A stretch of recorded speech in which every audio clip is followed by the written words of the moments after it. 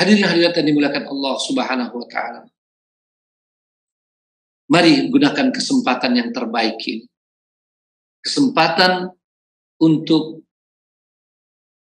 membangun surga kita di dunia dan di akhirat.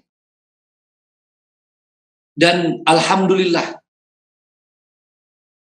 ini bisa kita lakukan secara simultan, sekaligus, ya.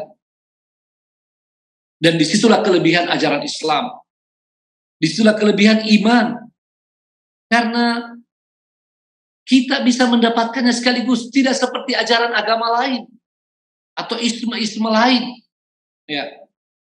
Mereka sangat sulit untuk memadukan antara surga akhirat dan surga dunia. Seolah-olah bagi mereka itu pilihan. Kalau mau surga akhirat, tinggalkan dunia. Kalau mau surga dunia, tinggalkan akhirat. Islam sama sekali tidak demikian.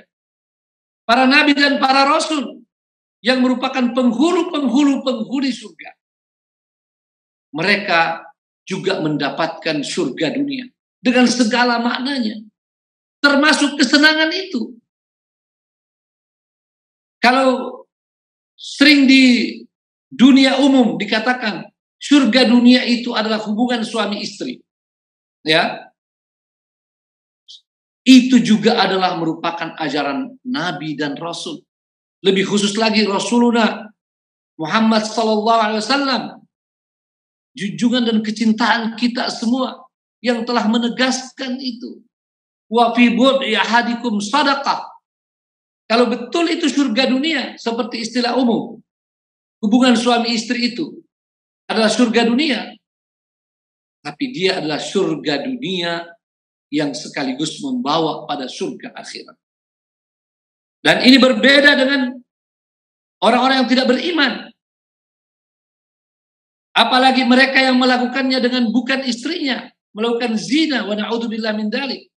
Apakah itu zina kepelacuran atau melalui perselingkuhan, dan lebih fatal lagi adalah mereka yang terlibat dalam homoseksual, gay atau lesbian. Itu kalau ada kesenangan yang mereka istilahkan surga dunia, itu sesungguhnya adalah surga dan neraka sekaligus. Surganya sesat, nerakanya masih di dunia sudah dapat, apalagi neraka akhirat kalau mereka tidak bertobat sebelum wafat. Jadi seperti kata penyair, tafnal ladadatu mimman nala safwataha, hilang kelezatan dari orang yang baru saja merasakannya, ya, sampai pada akhir daripada bait-bait itu, karena waktu sangat singkat, ya, disebutkan maka alangkah buruknya kelezatan mim ba'dihan naru, ya, wailul lil ladzati mim ba'dihan naru, alangkah celakanya kelezatan yang di ujungnya adalah neraka. Neraka dunia berupa jiwa yang tidak tentram, neraka dunia berbagai penyakit yang bisa menimpa, neraka dunia yang menjatuhkan muruah, kewibawaan, membuat rasa malu, dan seterusnya. Dan neraka akhirat, a'udzubillah, yang tidak satupun orang bisa menanggungnya. Maka mari kita bangun surga kita, surga dunia dan surga akhirat, dengan segala pengorbanan yang kita miliki. Termasuk tentu saja, karena kita berbicara tentang keluarga, mari berkorban untuk keluarga kita. Jangan berpikir bahwa kita bisa masuk surga sekeluarga di akhirat dan merasakan bagaimana baiti jannati di dunia kalau kita tidak memperjuangkannya. Memperjuangkannya dengan ilmu, memperjuangkannya dengan belajar, mengikuti pelatihan, memperbaiki komunikasi dengan keluarga, memberi perhatian pada mereka, dan seterusnya dan seterusnya. Tentu dengan pendidikan pada mereka. Dan itu semua kadang-kadang tidak bisa kita lakukan sendiri, karena kita begitu banyak keterbatasan dan kelemahan.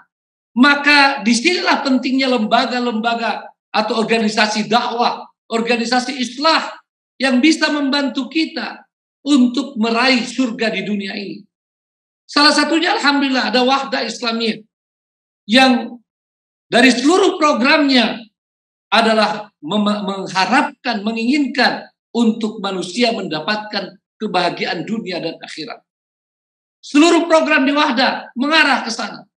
Dan secara khusus ada program ketahanan keluarga yang diharapkan bisa membawa seluruh keluarga-keluarga Wahda Islamiyah dan masyarakat kaum muslimin muslimat dimanapun mereka berada mendapatkan surga dunia sebelum surga akhirat.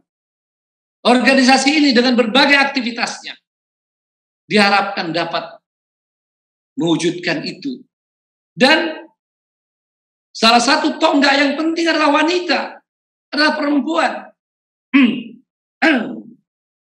Sebagaimana yang telah ditegaskan oleh para hukama, ya, bahwa kalau kalian ingin sebuah bangsa yang mulia, bangsa yang bahagia, perbaiki wanita.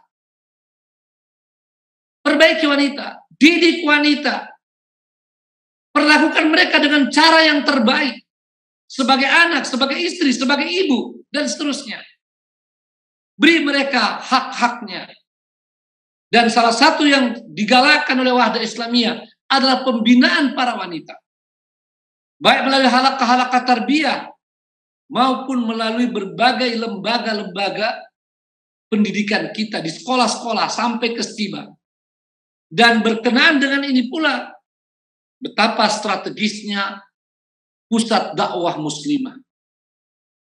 Pusat dakwah muslimah yang telah kita canangkan sejak lebih daripada 10 tahun yang lalu, bahkan mungkin sudah mendekati 20 tahun yang lalu. Ya. Kita canangkan sebagai pusat untuk mengorganisir berbagai program-program pembinaan para wanita muslimah. Memang dia adalah sebuah pusat, tetapi memang pusat ini berupa sebuah tempat, ya, dengan bangunan-bangunannya, tetapi bukan itu yang menjadi arti utama. Yang arti utama adalah bagaimana dari situ penyusunan program, strategi, dan langkah-langkah untuk pembinaan para wanita dengan sebaik-baiknya. Maka dari itulah sejak awal Wahda Islamiyah mencanangkan dan menetapkan program pusat dakwah muslimah yang saat ini telah berdiri alhamdulillah di Makassar, ya, dengan berbagai upaya yang telah kita lakukan, termasuk dari para muslimat itu sendiri yang luar biasa, ya. Ibaratnya cukup diberi peta dan diberi langkah-langkah awal, diberikan batu-batu bata awal, lalu kemudian para muslimah begitu luar biasa melanjutkannya. Saat ini pusat dakwah muslimah memerlukan untuk penyempurnaannya agar dapat melaksanakan fungsi-fungsi yang dimaksudkan. Ini salah satu jalan kita untuk pembinaan keluarga muslimah ini. Sebab bila wanita-wanita kita dapat dididik dengan cara terbaik, maka insya Allah mereka menjadi tonggak, menjadi pilar-pilar kuat keluarga-keluarga, dan ini akan menjadi pilar-pilar utama bagi bangsa dan negara yang mulia. Tentu saja agar tidak disalahpahami bahwa betapapun pembinaan para wanita sebagai anak, sebagai istri, kalau tidak dilanjutkan pula pembinaan bagi para laki-laki, para ikhwah, anak, suami, dan orang tua, tentu juga ini tidak akan bisa sempurna, bahkan bisa terjadi ketimpangan. Maka dari itu, di akhir daripada tablik akbar ini, selain saya mengajak agar mari hari ini kita memberikan infak dan sedekah terbaik kita bagi pembangunan pusat dakwah muslimah tersebut, saya juga menutup dengan mengajak kita semua memperhatikan urusan pembinaan keluarga. Semua kita ini bertanggung jawab Dan para laki-laki adalah penanggung jawab awal. Penanggung jawab pertama. Kullukum ra'in wa kullukum mas'ulun an ra'iyatihi. Apapun yang terjadi pada keluarga, baik atau buruk, itu tanggung jawab pertama adalah pada para suami. Ada anak-anak, maka itu kembali kepada para bapak-bapak mereka. Tanggung jawab pertama dan paling utama. Walaupun di sana ada tanggung jawab istri dan ibunya. Tapi kita sebagai imam, qawwamuna 'alan nisa, yang paling bertanggung jawab. Marilah. Dan karena itu, para laki-laki yang hadir di sini bersama dengan para muslimat, mari kita sama-sama memaksimalkan pembangunan pusat dakwah muslimah ini dengan infak-infak terbaik kita di hari-hari terbaik, di hari-hari utama sepanjang zaman ini. Demikian, semoga bermanfaat. Wassalamualaikum warahmatullahi wabarakatuh.